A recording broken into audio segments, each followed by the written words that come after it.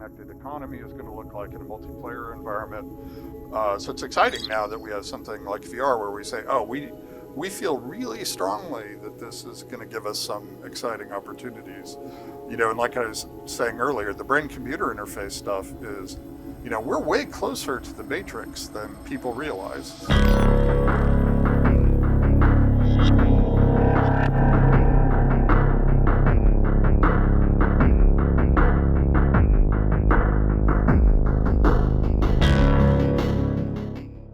When will full dive VR become a reality? It's the question on the lips of dozens of VR users. Over the years, we've seen many different forms of media tackle the idea of hyper-immersive, Matrix-like virtual reality, notably the anime Sword Art Online and its famous nerve gear. But the promise of it ever becoming real has almost been non-existent. That is, until now. Emerging technology in the brain-computer interfacing industry is going to bring us the nerve gear-like headset that we all desire. And none other than Valve, the company behind the great Half-Life and Portal franchises, will be creating the headset. And as they defined one medium with Half-Life Alyx, I believe that none other than Portal will be the franchise that defines full dive virtual reality as a medium. This is why Portal 3 would be a full dive VR game, and my pitch for a full dive Portal horror game.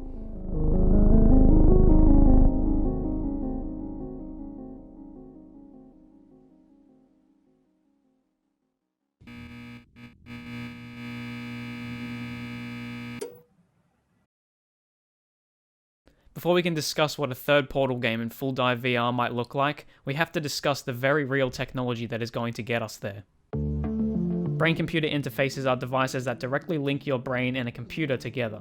It is capable of both reading and writing information that the brain sends and receives. The technology is so on the cutting edge that many people would immediately dismiss it as science fiction or wishful thinking, but those same people are foolish. BCI technology is utilized in many different fields and in everyday situations, notably in electroencephalography, or EEG for short. These devices are the FruitNet-looking headwear that you see being used to diagnose things like epilepsy and sleep disorders. You might be surprised to know that a form of BCI tech is actually being used for VR gaming right now. The NextMind is a VR headset-mounted BCI that reads your visual cortex in order to determine what you're focusing on. This information can impact gameplay in a couple of cool ways. With the right application, this tech can be seriously sci-fi. Observers stating that the device will literally boggle your mind.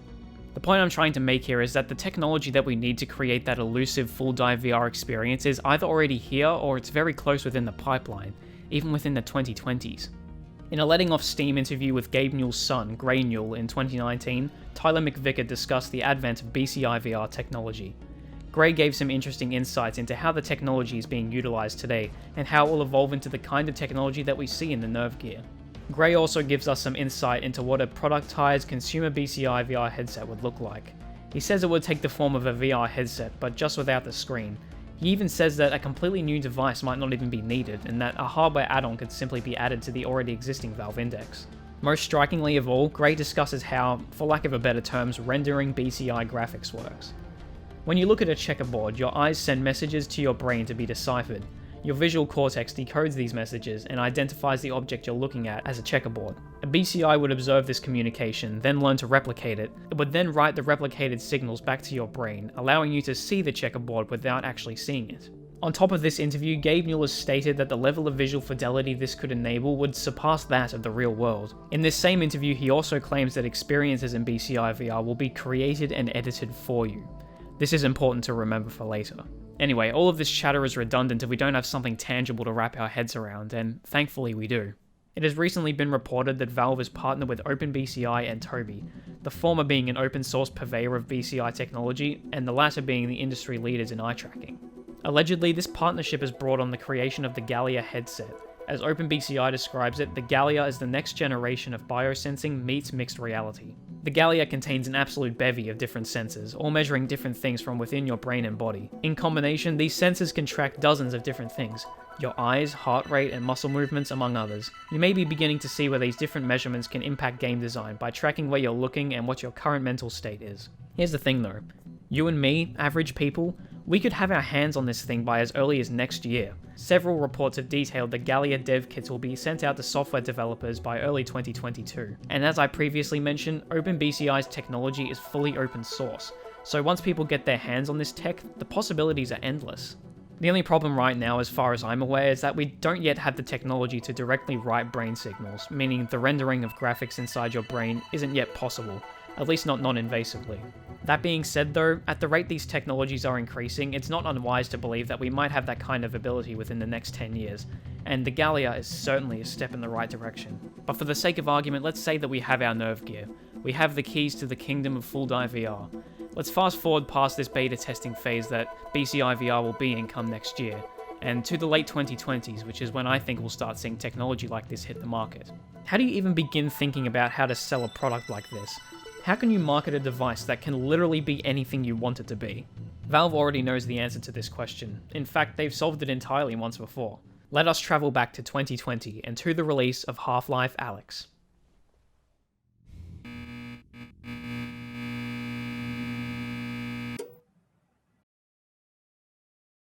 The Valve Index headset is certainly an achievement in and of itself, boasting a high-resolution, individual finger tracking, and an enhanced tracking method with the introduction of Lighthouse 2.0s. Despite these pointers though, the headset sold mediocrely, around 46,000 units, and this is a testament to a well-known fact. It doesn't matter how powerful your hardware is, if it doesn't have good games, then it's just not going to sell well. This isn't to discredit the many VR games that already existed on the market at the time, but there wasn't really a game that, besides Pavlov really, could draw in an audience and sell headsets on its namesake alone. That is, there was until November of 2019. And I'm sure you know what happened next.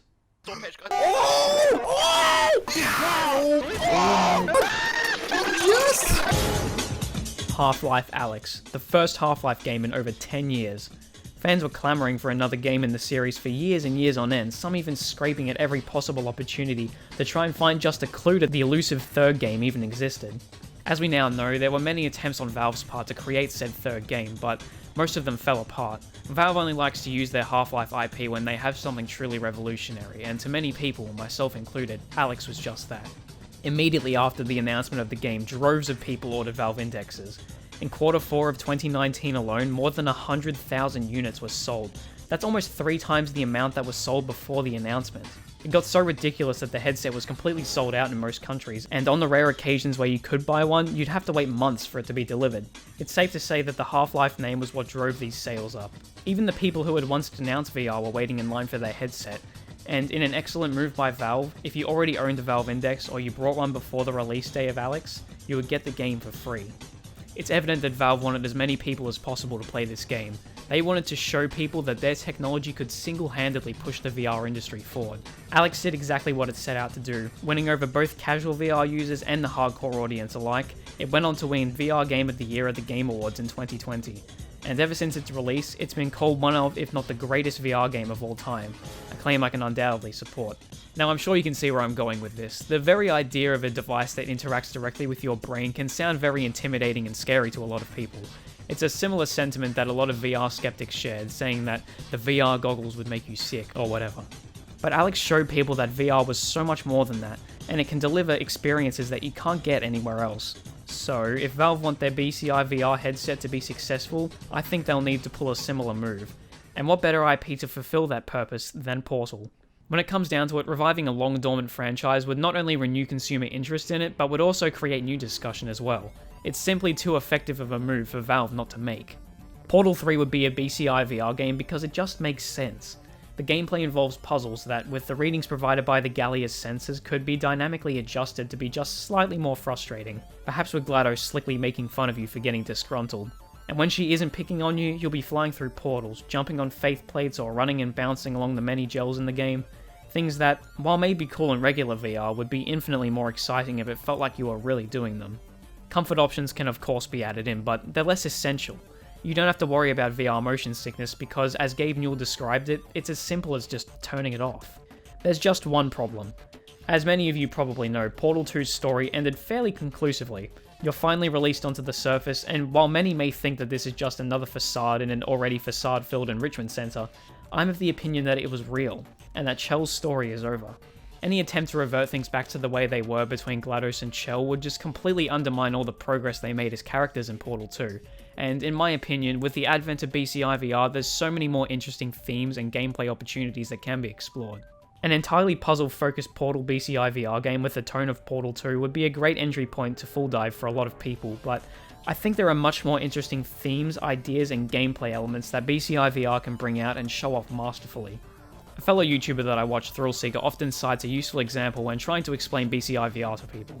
Imagine a horror game that knows exactly how to scare you because it knows exactly how you're thinking and exactly how you're feeling. Sounds scary, doesn't it? But now back to Portal. Some of you may know that Portal 1 is my favourite game of all time, but you might not know exactly why.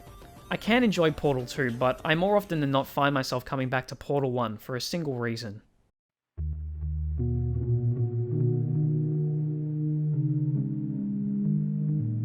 Portal 1 is a dark, lonely, and isolating game. You can feel the oppressive cleanness of the enrichment center, and in combination with its empty observation rooms, you can't help but feel utterly alone. Many people share this sentiment, some even claiming they had to go outside just to see people after playing it.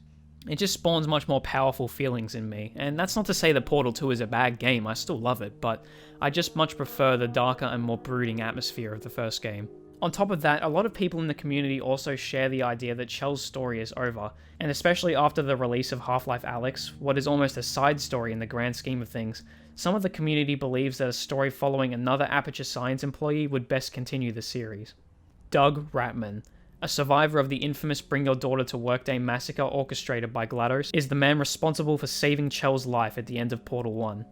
In the comic Portal 2 Lab Rat, we see the events that lead up to GLaDOS' betrayal, as well as the events that lead to her demise. The thing is though, Doug Rattmann is a schizophrenic. His only companion in the empty, cold and dead enrichment center is the companion cube that he carries on his back, brought to life through his mania. In my opinion, this setting would be the perfect way to continue the story of Portal. We would get to see what Aperture was like before GLaDOS' massacre that we experience ourselves. It would be horrifying, and it would pay homage to the undeniably sinister undertone that the first game in the series had. This is my pitch for the continuation of the Portal franchise, a BCI VR horror game simply known as Portal Rattmann.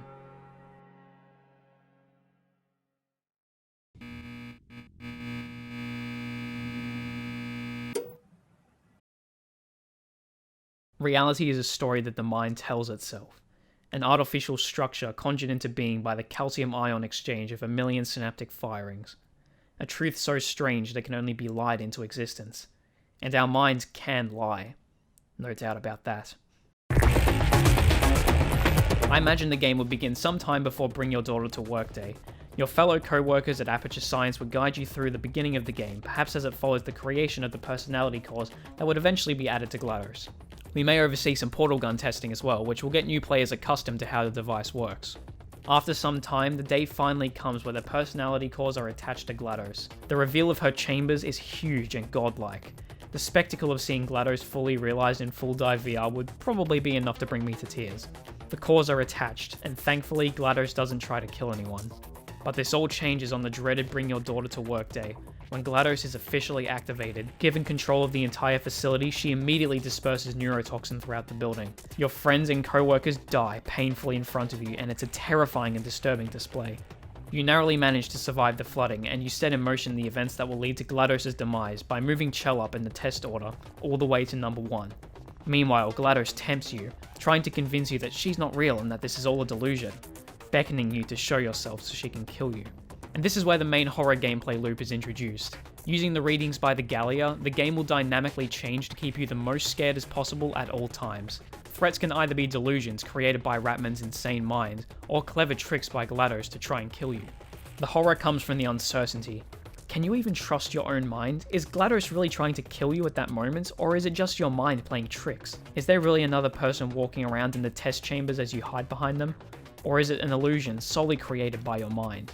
And so, while surviving the hellish enrichment center with that same overwhelming sense of dread and loneliness, as well as threats that you can't even tell are real or not, you must subtly assist Chell on her way to destroying GLaDOS.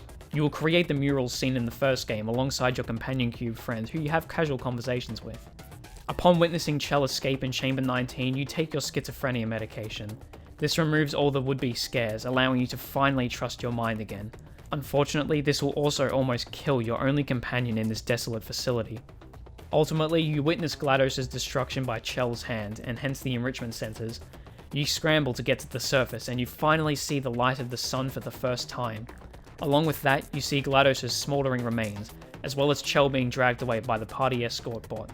The final act of the game is a race against the clock to stop Chell from dying in the relaxation vault. You have to navigate your way back through the enrichment center, but this time with a clear ahead. Perhaps you could introduce the portal gun and have the player navigate through the debris of the facility using it. Finally, you make it to the relaxation vault. You find that the power has been compromised, and so you have to jump in front of a line of turrets in order to reboot it. You ask your companion cube friend which way to jump. Silence. This medication has caused you to lose your friend. Once again, you're alone in the enrichment center.